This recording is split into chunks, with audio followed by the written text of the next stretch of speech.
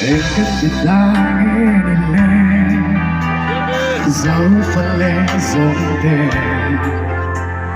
chuyện thân thị năm mi hoài sen sẽ sáng ba giang ai lâu ca xuân lên đầu ra tô đà cần ra mây đô em nhìn lên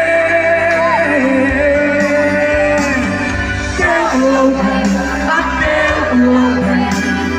cần cho mây đô đầu dấu pha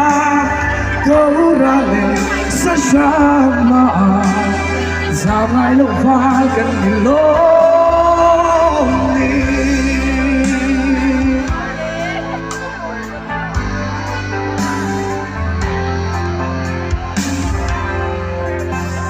thì đến nuôi về là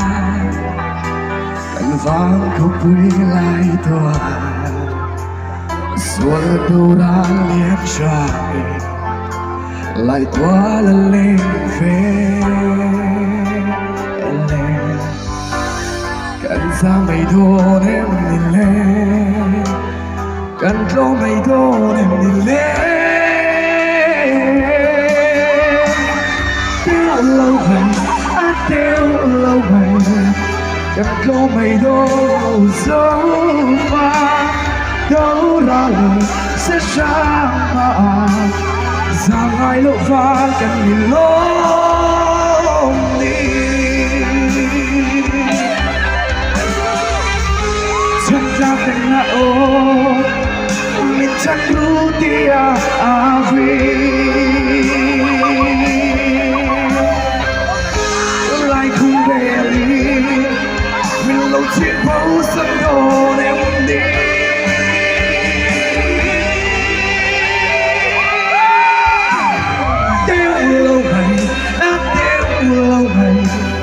cần có mây đô lâu dấu pha đâu ra lệ sẽ sáng mà ra mai lâu pha cần nhìn lối đi ra mai lâu pha cần nhìn lối đi